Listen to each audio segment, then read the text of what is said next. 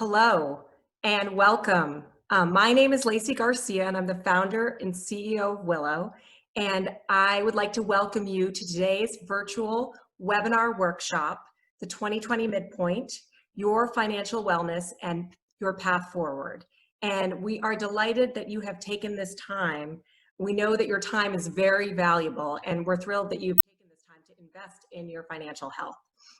So Willow is a virtual platform and a community of trusted financial experts that are focused on empowering women financially throughout their life journeys. We bring together technology and real human relationships, real trusted financial experts to help women throughout their life journeys with the areas that have financial implications. And whether we like it or not, money impacts all aspects of our lives, and it can be a source of frustration and anxiety. And we do not believe that that needs to be the way here at Willow. In fact, my own personal journey, I was in financial services, and despite having been in the industry, I found it very difficult to find the right trusted advisors and get the personalized guidance that I needed when it came to my own finances. And that's in great part why we founded Willow, was so that we could make the right trusted advisors, personalized guidance, ongoing support available to women through coaching and through connecting women with financial advisors. Now, we have a very full 30-minute agenda today, so we are not going to be taking your questions during the call. Instead, we would like to offer you a free 30-minute coaching session where you can get personalized guidance on your specific questions following this session. So with that, it's my great pleasure to introduce you to Sheila Walsh, who's Willow's GM of Financial Coaching, who will kick us off and take us through today's webinar.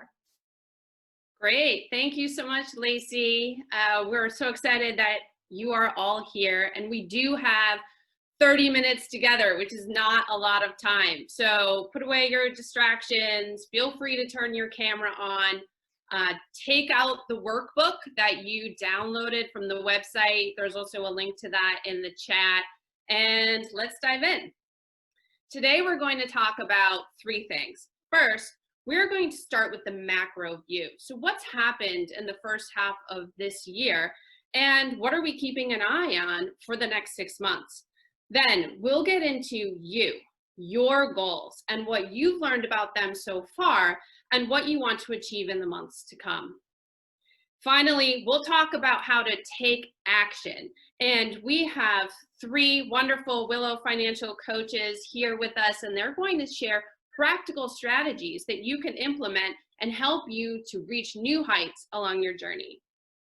This year, we've certainly been reminded that there's a lot in life we cannot control. But what you're doing right now, being here, carving out 30 minutes to focus on your financial wellness, you're already taking the reins. At the end of this webinar, we want you to walk away with renewed commitment and motivation to claim your financial wellness in 2020. I'm now going to turn to Vera Gibbons, Willow's personal finance analyst, to help us zoom out for the big picture. Vera keeps her pulse on consumers, and she's a frequent contributor to shows such as Good Morning America and ABC News. So, Vera, share with us some of the trends that you've been following this year and how they may be affecting our journeys and our pocketbooks. Thank you, Sheila, and thank you, Lacy, for organizing our first webinar. I'm so happy to be part of it, and I'm excited to see some more of these come out of this conversation today. So, to make a long story short, the beginning of the year was all peaches and cream. Everything was moving along nicely. Unemployment rate was at a record 50-year low. People had jobs, people had money, people spent money, people traveled freely, people were buying up a storm. No sign of any kind of trouble. Then COVID-19 struck. So that's when all of our problems began, obviously. The economy tailspin into a recession officially in February. Millions of people lost their jobs, disproportionately affecting women in particular. A lot of women were sidelined because of COVID-19. Many are continuing to be sidelined because of COVID-19. So we saw job losses for the past several months. Then recently, and this is sort of a silver lining, I guess, to some degree, because we have seen some of those jobs come back online. They're new jobs, they're different jobs. A lot of them are internet heavy types of jobs in the virtual space. That's sort of the new wave of the future. But some of the jobs are coming back. We did see the unemployment rate obviously rise to phenomenal levels that we hadn't seen before, to the double digits. But that started to trickle down a little bit over the past couple of cycles. And in June, we did see a record number of jobs created. Again, these are like different types of jobs. And I feel like women in particular have really been trying to reinvent themselves. A lot of the jobs that we're seeing, like I said, are sort of like the part-time gigs, the side hustles. A lot of the experts and economists I've spoken with are telling me that that's sort of the wave of the future. So you may not have a full-time job, one job only at a corporate entity, but you're piecing together different jobs to be very creative on the job front. And I think for many people, it's actually working. Is there still a lot of uncertainty in the air? Yes. I mean, we saw, like I said, the economy tailspin. We saw the market go into bear market territory in March. The uncertainty is still there, but we are seeing a few silver linings along the way. We certainly have experienced a lot this year. Do you have any quick things that we should keep an eye out for on the rest of this year as we move ahead? Well, I think you should prepare for the unknowns, because the uncertainties will continue to be with us for the foreseeable future. I mean, the market's sort of waiting to see, what's going to happen on the vaccine front. We've got an election coming up, a lot of uncertainty surrounding that. So I think the one thing to say for sure is that uncertainty and volatility is definitely out there. So you should prepare for that. We are seeing people take different changes in their lifestyles, though, which is kind of a positive to come out of the pandemic. A lot of people are reassessing their relationships, their marriages. People are also having those really tough conversations with their elderly parents, their moms, their dads, about end-of-life directives, estate planning, all of the stuff we should have been doing prior to the pandemic that we had put off because it's an uncomfortable conversation. We're actually doing that now. So that's a positive thing. We're also seeing people take advantage of the low mortgage rates, and they're buying new homes in different locations than they ever imagined. Like some people, for example, had originally eyed a second home as a vacation home. Now they're making that their primary residence. So they're doing that. And I think we're also just taking our personal finances much more seriously. I think one thing to come out of this is the importance of proper planning. A lot of people didn't have the emergency fund. They hadn't been funding their retirement accounts. They hadn't been having those important conversations. And it really took the pandemic to actually push us forward to get those conversations going and to get things moving along. So that's one of the big, huge silver linings to come out of this, is we do see the value now of proper planning. It's never been more important. Well, thank you, Vera. And I think that expecting the unexpected is really important for us all. So now we're going to shift from the macro view to your view. And together we're going to review a 4-step process that can help you review and achieve the goals that are important to you this year.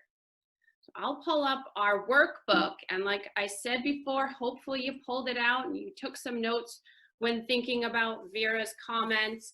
And we'll start with step 1.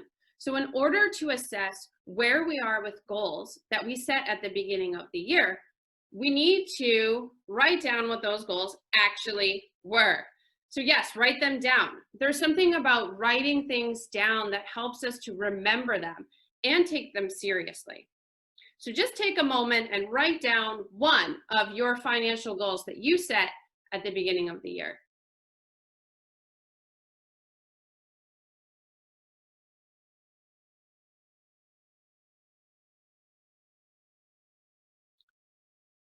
And step 2 is thinking about what efforts have you taken this year to make those goals a reality. Look at the things that you've written down and list out the steps you've already taken. You'll be able to come back to this workbook later and you can flesh out your top 3 financial goals. Maybe you were very ambitious and you set 5 financial goals at the beginning of the year. We will work with just 1 for now. So list out what's a step you've taken this year to make progress towards your goal. Now, some goals don't come with a number or a percentage. Perhaps you had a goal to become just more confident in your financial situation. But some goals are quantifiable. So say, for example, you wanted to save $5,000 for a home renovation project. You can assess where you are today and give yourself some kind of measure about how far you've come. So this is an area I definitely encourage you to come back to after our session and get really specific. Step 3, acknowledge and appreciate what you've done this year to move closer to your goals. For example, as Vera mentioned, perhaps you were one of the people who sat down with your family and had a conversation that's been lingering on your mind. Talking to parents or older loved ones about legacy planning and life wishes is a tough conversation. It's an uncomfortable talk. And you should acknowledge that you took the step and you did it. See if you can jot down just 1 or 2 things right now that you're proud of.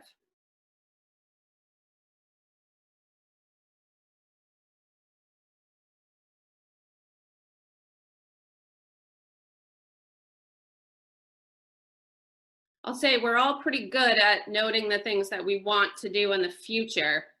So it's really important to pause and appreciate and celebrate the things that you've done. I encourage you again to come back to this sheet, and you can round out this section with 6 things that you're proud of. That's roughly 1 per month, and I think you can do it. So now, what are the most significant things that you've learned in the first half of the year? I know this year many of us have been revisiting relationships, partnerships, friendships, maybe even marriages. We've learned that change might be in order for us to live the enriching lives that we want to. So after the webinar, come back, go over each goal, identify what's working, reflect, gather some data, assess where you are and where you want to go. Okay, this is great. You know, you've reminded yourself of the goals that you set at the beginning of the year, the progress, some of the lessons, inspirations, and now you're going to want to look forward. We are at the 2020 midpoint, and this is a time for you to focus and recalibrate potentially. So to start, think about one longer term financial goal that you have. You could jot that down on the sticky note at the top of the page. You know, perhaps the pandemic has made you realize you want to retire earlier than you originally thought.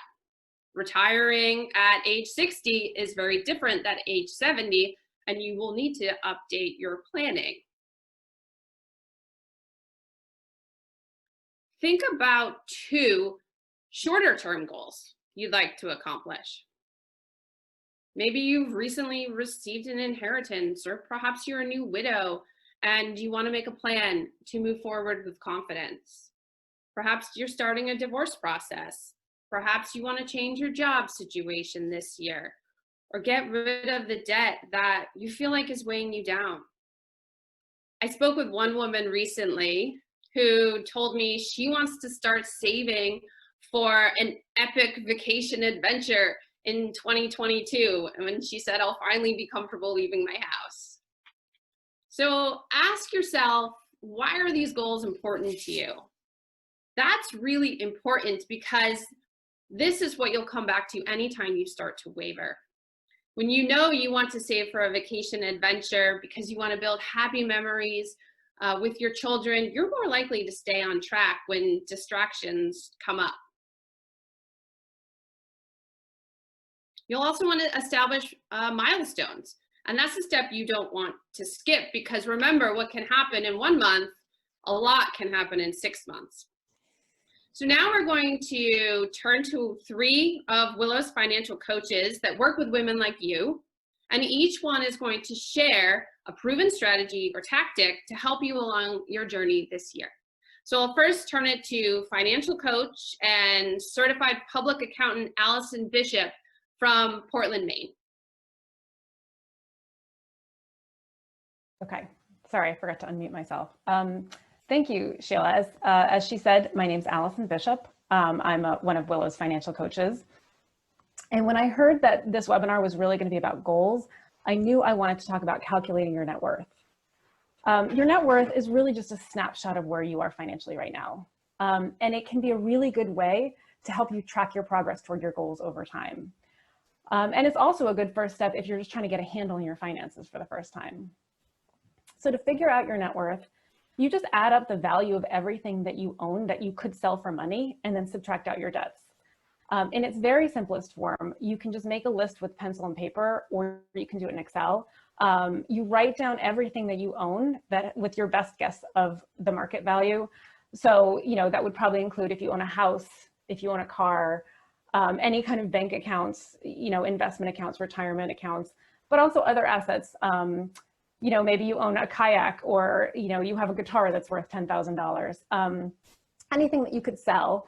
You list all those things out and you list out all of your debts, then you add up all the assets and subtract out your debts, and that number at the bottom, that's your net worth.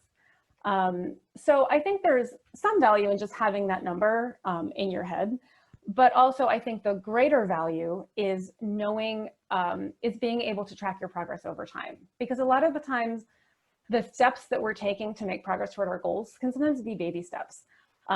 So maybe, you're adding 1% a year to your 401k, or you've scrounged up an extra $50 a month to put toward your student loan debt. And those things can feel like we're not really making progress. We're kind of spinning our wheels and we're not getting anywhere. But that the effects of those little steps really add up over time. And so tracking your net worth over months or years can really highlight the progress that you're making. So I personally set goals, my financial goals, based on items that make up my net worth. And then I do the calculation every quarter. It really just helps me to see how I'm doing toward my long-term goals. And also it keeps me focused on what's important for my financial life. So I think that's it. I hope it has been helpful. Definitely. Thank you, Allison. I agree that net worth can be a really helpful barometer to practice tracking your financial health over time. So we'll now turn to our next coach, financial coach Terrell from Onyx Capital Enterprises in Chicago, Illinois. So Carol, thank you for being here. Thank you, Sheila. Thank you for having me on today. And again, I'm just going to reintroduce myself. My name is Terrell, and I'm a financial coach of Onyx Capital, or the owner and founder of Onyx Capital Enterprise, where I financially coach everybody, women, men, whatever that looks like. My tip for today, and what has been my saving grace over time, is really making sure that I am focusing on that savings, that emergency fund, that nest egg area of your 50-30-20 rule. And that's 20% of it. So with this COVID thing and people losing jobs, like a lot of my clients or myself weren't really affected, because what I teach is to make sure that you're taking, if your income is $2,800 a month after taxes, 50% of that goes to your required needs, all the bills, whatever that looks like.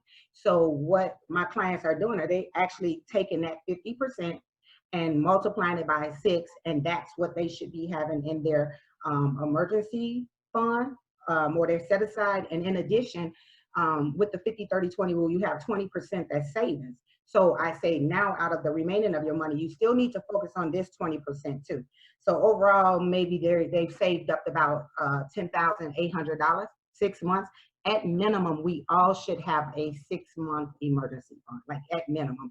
And if you're not doing that, I suggest you start doing it. I know a lot of people worry about that 1,400 or that big number. If you have $5 extra, you should be taking that $5 extra and saying, I'm going to apply it over here in this fund. I'm not going to go spend it over here on something that's needed, because, I'm a what if person. We never know when an obstacle or roadblock is going to come in your life financially, and you can always go to that fund. You have that savings or that emergency fund set aside based off of discipline and fostering wise decision making. A lot of this is really Financial, as you guys know, is really fostering wise decision making and becoming disciplined with what we're saying. We want to create legacy or ultimately create financial freedom or becoming the master of our destiny. So that starts with fostering wise decision making, meaning that $5 go there, out of sight, out of mind. Thank you, Carol. I agree the importance of that cash cushion, that emergency fund, you know, that has really come up for so many people who have had it and who haven't had it over the past 6 months. So I think that that really cannot be overemphasized. So thank you, Carol. We're now going to transition over to financial coach Christine Luken, the financial lifeguard, who is based in Fort Mitchell, Kentucky. So thank you, Christine, for being here. Hey, thanks so much for having me. Yeah, so today what I want to talk about is investing in your relationship with money. And so you might not have thought about your finances in this way, but you know, you're interacting with money almost every single day of your life, right? You're either spending money, you're making money, you're managing your money. And so when you think about having a good relationship with anyone in your life, you know, first of all, you need to respect that person. And so you also need to respect your money. And so sometimes, especially with women, I will say, hey, ladies, like if I were to ask you to open your purses and your wallets, you know, would it be full of wadded up receipts and spare change rolling around in there? You know, are your dollar bills wadded up? Or, you know, have you folded them neatly and put them exactly where they're supposed to be? Because physically respecting your money is a part of your relationship with money. And of course, the big thing is spending quality time. So, you know, if you want to have a good relationship with your spouse, with your kids, with your best friends, you have to spend regular time with that person. And the same thing goes with our money. And so I love what Allison talked about as far as, you know, calculating your net worth. And so, you know, if you've been ignoring your finances, sometimes that first meeting, that first interaction, what I like to call your date, your weekly date with money, that might take a little more time when you do it the first time because, you know, you've been ignoring your money. You really need to get your hands around what's going on. But, you know, once you've done that initial check-in, it really only needs to take about 15 minutes once a week to pay your bills, check your spending, see how you're doing relative to your goals, and, you know, discuss any exceptions with your spouse or partner if you're in a serious relationship. And so I think people are intimidated by this because they feel like it has to be an hour and you have to do all these complicated spreadsheets and it's going to be hard. But it really doesn't need to be. And in fact, I tell people, you know, make your date with money an enjoyable experience. So like, don't go down to your unfinished basement and do your bills at a card table with a bare bulb hanging above your head. You know, sit in a comfortable chair, pour yourself a glass of wine or, you know, a good cup of coffee, depending on what time of the day you're doing it.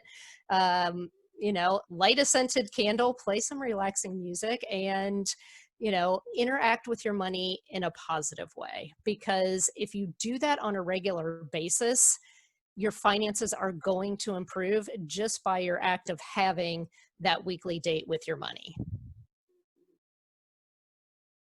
Thank you, Christine. That was great. I think that that's a simple and actionable thing that we can all take and take some of that emotion out of our relationship with money, because sometimes I think we find ourselves in a position making decisions about our money that are very emotionally driven. So I think having a money date is a great idea. And I also heard one time that many people, when they see money on the ground, even if it's a penny or a dime or a quarter, you know, they just walk by it. And if I was in a relationship with that type of money on the ground, I wouldn't want somebody to just walk by me. So I think understanding your relationship with money is a great idea. So now we're going to just go back over to our workbook so we can round out some of the steps that we suggest you take to review your progress towards goals this year and also what you will do in the coming 6 months. So we know we went through a lot quickly. So just take a minute here and write down what are the things that you're going to do next. I'll give everyone a few seconds to do this. What are you going to do next?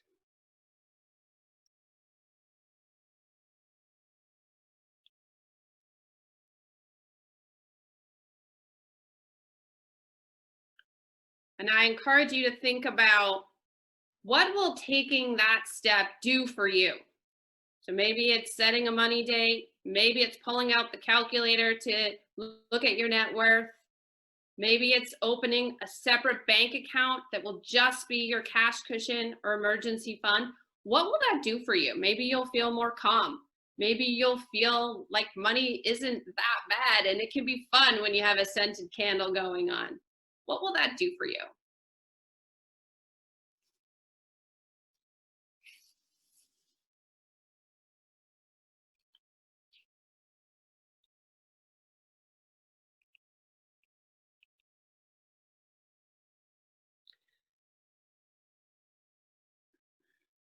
Now, has 30 minutes gone by fast or what? It's really quick. So if you have time now, after we hang up, I suggest you go back through your workbook right now and fill some of the blanks that we left as we were going through for time. And if you don't have time right now, that's not a problem. But I do ask that you take the 30 seconds it will take to mark in your calendar when you're coming back to this workbook. So take the 30 seconds. If you can't go through the workbook now, at least mark down when you're coming back. And I do suggest that you do that within the next 24 hours. That's best. But do it before the weekend. I really suggest that you come back to this. And I want you all to know that Willow is here for you. We have a network of fantastic certified coaches like the ones you've just heard from today. And they're here to support women like you. So if you'd like to talk to a coach, we suggest you try it out. Everyone on this webinar, as Lacy said, is eligible for a complimentary one-on-one 30-minute coaching call. You can ask your most pressing money question when you get on the phone with the coach or a video. And we know 2020 has been a year of surprises. But you have the opportunity to surprise yourself. So at the end of the year, picture yourself on December 31st, and I want you to look back at yourself today, right now, in this moment. And I want you to know that you stepped into the arena, that you decided to get your financial life organized, and that you built and you followed a roadmap to achieve your goals. So from all of us at Team Willow, thank you for spending time with us, and we hope you enjoy the rest of your day.